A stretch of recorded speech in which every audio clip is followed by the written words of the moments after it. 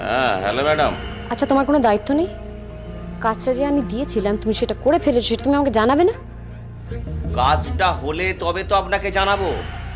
মানেটা কি? কি বলছো তুমি? তোমরা পরীকে মেরে নার্সিংহোমে পাঠাওনি, বান্টিকে কিডন্যাপ করোনি? দুটো কাজের কোনোটাই তো আমি করিনি। বাজে কথা বলছো কেন? ইয়ার কি মারছো নাকি আমার সঙ্গে? আপনি বিশ্বাস করুন ম্যাডাম, পরি বান্টিকে ধরার জন্যে আমি দলবল নিয়ে অন দা ওয়ে গিয়েছিলাম, কিন্তু পরি বান্টি দুজনের কাউকেই আমি খুঁজে পাইনি। হোয়াট? তাহলে কাজটা কে করলো? বান্টিকে পাওয়া যাচ্ছে না, পরি নার্সিংহোমে, দুটো কাজ তো হয়েছে, তাহলে কাজটা করলো কে?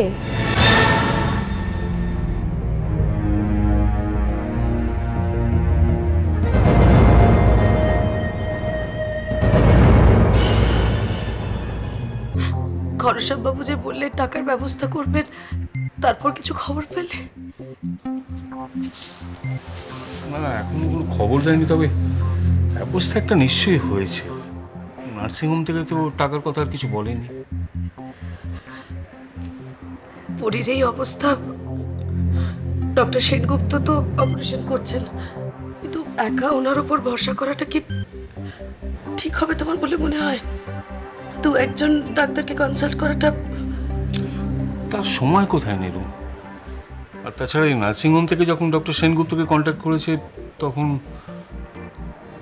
তখন কি? শতরূপাকে একটা ফোন করি? না, ওকে জানানোর কোনো দরকার নেই।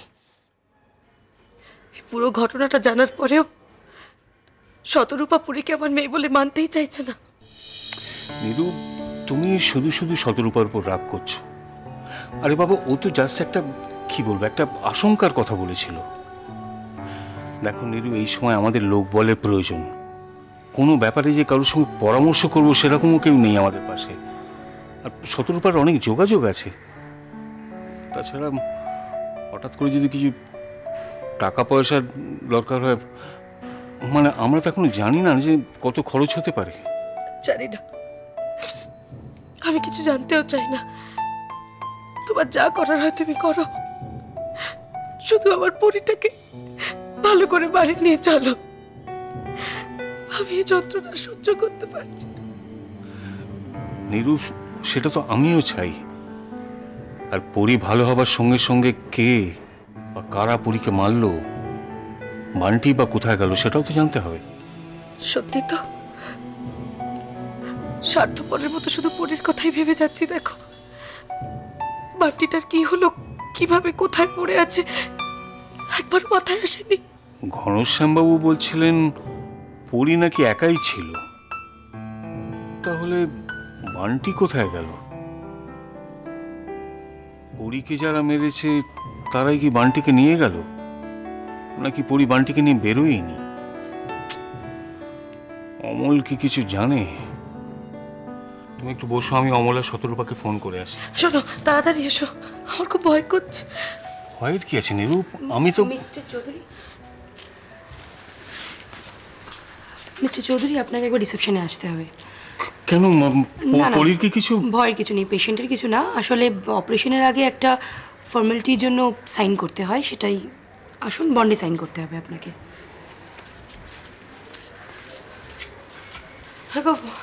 বন্ড কেন? তুমি ভয় পেও না, এটা ফর্মালিটিজ। ভয় পেও না, আমি তো আছি।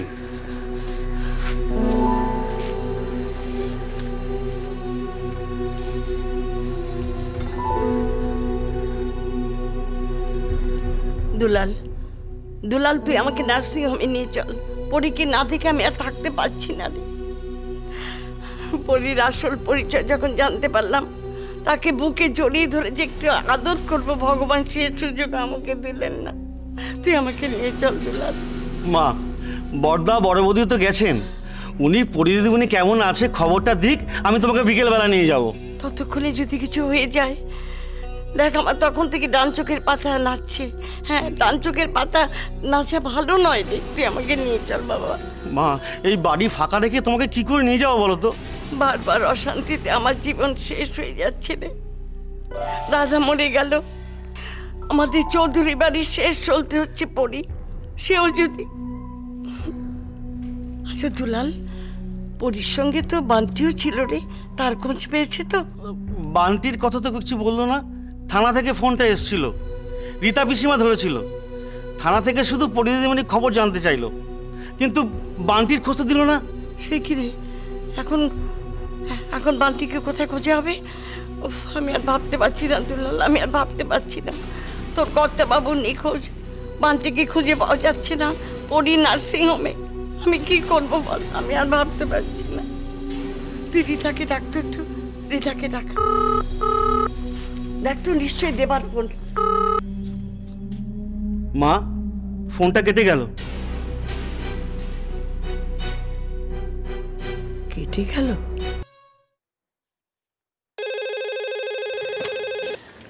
হ্যালো, আচ্ছা একটু ধরুন।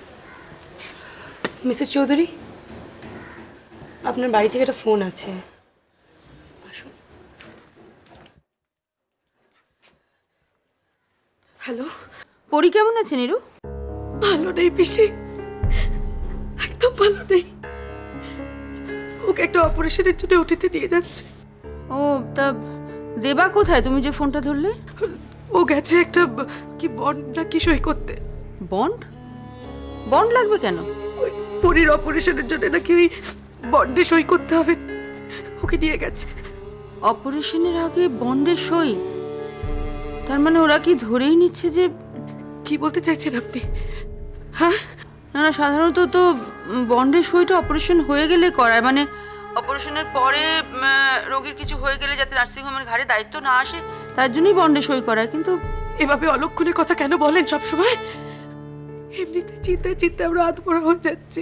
এই দেখো, আরে তুমি কাঁদছো কেন? আমি তো এটা একটা কথার কথা বলেছি। সবসময় যে সব কথা ঠিক হবে আমার তার তো কোনো মানে নেই। তুমি চুপ করো। বাবার কোনো খোঁজ পাওয়া গেল পিসিমা?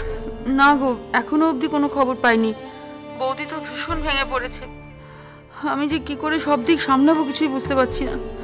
মাঝে মাঝে মনে হয় যে কার অমঙ্গলের ছায়া আমাদের চৌধুরী বাড়িতে এসে পড়লো বলো তো। পিসি, তুমি কিছু চিন্তা করো না নিরু, তোমারও তো শরীর ভালো নেই, তুমি একটু নিজেকে সামলাও। আর দেবাকে বলো যে আমি একটু পরে নার্সিংহোমে যাচ্ছি, কেমন? রাখি। পরি তোর এই অবস্থা কে করলো বা? পরি একবার চোখ খোল, আমাকে একবার মা বলে ডাক। পরি, ও পরি একবার আমার মা বলে ডাক। তুই যা শাস্তি দিবি আমি মাথা পেতে দেবো। আমার জন্য তোর এই অবস্থা। পরি একবার মা বলে ডাক, একবার একবার। ও পরি। মিসেস চৌধুরী, ওনার জ্ঞান নেই, ওনাকে এখন ডিস্টার্ব করবেন না। ওকে কোথায় নিয়ে যাচ্ছেন? পরি, ও পরি একবার চোখ খোল।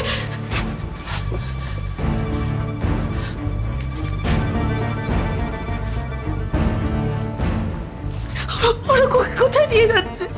শান্ত শান্ত নিরু, পরীকে উঠিতে নিয়ে যাচ্ছে, ভালো হয়ে যাবে। পরি ভালো হয়ে যাবে।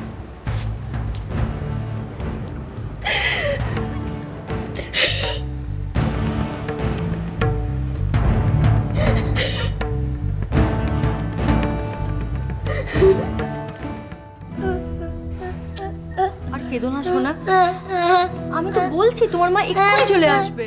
তখন থেকে এক কথা বলে যাচ্ছিস, এখনো মা এলো না। আমি চললাম, আমি এখানে থাকবো না। তুমি এখানেই থাকবে। তুই বাজি আনতি। তুই কেন বুঝছো না? তোমার মাই তো তোমাকে আমার কাছে পাঠিয়েছে। মা এখানে পাঠায়নি, তোরা আমার জোর করে এখানে ধরে এনেছিস।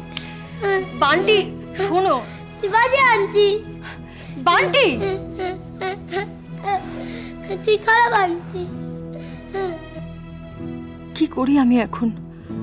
এত কাঁদলে বান্টি তো শরীর খারাপ হবে। আর কতক্ষণই বা ওকে আশ্বাস দেব? খাবার এত চেষ্টা করলাম, খাচ্ছে না, খালি কাঁদছে।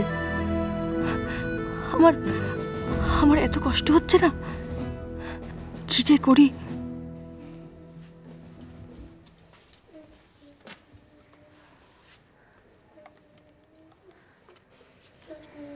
হ্যালো ম্যাডাম, সরি ডিস্টার্ব না করে পারলাম না। বান্টিরা খুব কাঁদছে। না, আমি খাওয়ানোর অনেক চেষ্টা করেছি, আমি সামলাতে পারছি না।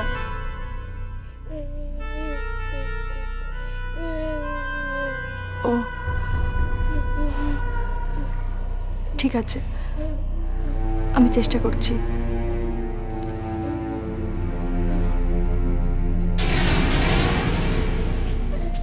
বান্টি, আর কেঁদো না সোনা। তোমার মার সঙ্গে ফোনে আমার এক্ষুনি কথা হলো। মা আসছে? আমরা মার কাছে যাব। সত্যি? তাহলে খাবারটা নিয়ে আসি। হ্যাঁ।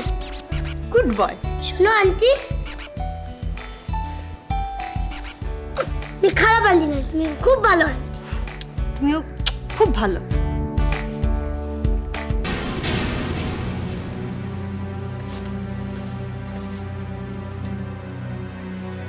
বড় বৌদি আর দাদা কোথায়? নীরু খুব কান্নাকাটি করছিল, তাই দেবা ওকে অন্যদিকে নিয়ে গেছে। পরি কেমন আছে এখন? খুব একটা ভালো নয় অবস্থা, অপারেশন চলছে। খুব খারাপ লাগছে, এতদিন পর মেয়েটা একটা পরিচয় পেল, তাও ভগবানের সহ্য হলো না। ন্যাকামো করবেন না তো, আমার সামনে অন্তত ন্যাকামো করবেন না। আপনাকে কেউ চিনুক আর না চিনুক, আমি তো হাড়ে হাড়ে চিনি। পরির অ্যাক্সিডেন্ট হয়েছে বলে আপনার খারাপ লাগছে, এই কথাটা অন্তত আপনি আমাকে শোনাবেন না। সবাইকে নিজের মতো কেন ভাবো বিশাখা? একটু ভালো ভালো চিন্তা করো না, তাহলে শরীর মন দুটোই সুস্থ থাকবে। বাজে না বকে আপনি আমাকে বলুন এই ব্যাপারটা কি করে ঘটলো। ওই তো পুলিশ যা বলেছে। চালাকি করছেন, তাও আবার আমার সঙ্গে। আমাকে এতদিন ধরে দেখছেন, চেনেন, তা সত্ত্বেও পরিষ্কার করে বলুন ব্যাপারটা কি করে ঘটলো। আমি জানি এর মধ্যে আপনার হাত আছে। আশ্চর্য, কি করে কি ঘটলো তা আমি কেমন করে জানবো? আমি শুধু এটুকু বলতে পারি যে পরীর এই অবস্থার পেছনে আমার কোনো হাত নেই। এখনো অস্বীকার করছেন তো? ভালোর জন্য বলছি, আমাকে বলে দিন। পরে যদি ধরা পড়েন তখন কিন্তু আর নিজেকে বাঁচাবার পথ পাবেন না আপনি। এই থামো তো, এমন কথা বলছো যেন আমি চুরির দায়ে ধরা পড়েছি। আমার তো মনে হচ্ছে যে পুরো ব্যাপারটা তোমারই কারসাজি। কি? আমার কারসাজি? হ্যাঁ, আমি নিশ্চিত। তার দুটো কারণ। প্রথম কারণ হলো তুমি কোনোদিনই পরীকে সহ্য করতে পারতে না। কি করে পরীকে ফাঁদে ফেলা যায়, কি করে পরীকে ফাঁসানো যায়, দিন রাত খালি এই চিন্তা করতে। আর 2 নম্বর কারণ, ওই বুড়ির কথা যদি সত্যি প্রমাণ হয় যে পরী এই বাড়িরই মেয়ে, তাহলে আর কার কি হবে জানি না, তবে এই বাড়ি থেকে তোমার যে চাটিবাটি উঠবে এইটা আমি হলফ করে বলতে পারি। কি বুদ্ধি! মিউজিয়ামে রেখে দেওয়ার মতন একেবারে। ভাবলেন কি করে?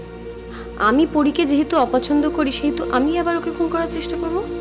এত বোকা নাকি আমি? নিজের মতো ভাবেন সবাইকে। না, তোমাকে তোমার মতো করেই ভাবি। কথার মার প্যাঁচে আমাকে ভুলিও না। সত্যি যদি তুমি কিছু না জানবে তাহলে ফোনে ওরকম ভাবে চমকে উঠলে কেন? বললে কেন যে পরী তাহলে মরেনি? এক্স্যাক্টলি, চমকে উঠলাম কারণ আমি কিছু জানতাম না, সেই জন্য।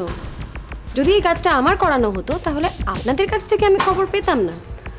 আপনারা খবর দেবার আগে আমার সব কিছু জানা থাকতো। যতই তুমি বলো বিশাখা, আমার মন বলছে এর মধ্যে তোমার হাত আছে। তুমি এমন আটঘাট বেঁধে কাজ করেছো না যে তোমাকে ধরবে শিবের অসাধ্যে। ডিসকাস্টিং! আপনার মতো মোটা মাথার মানুষের সঙ্গে আমার কথা বলাটাই ভুল হয়েছে। কেন আমি শুধু শুধু এখানে দাঁড়িয়ে সময় নষ্ট করছি?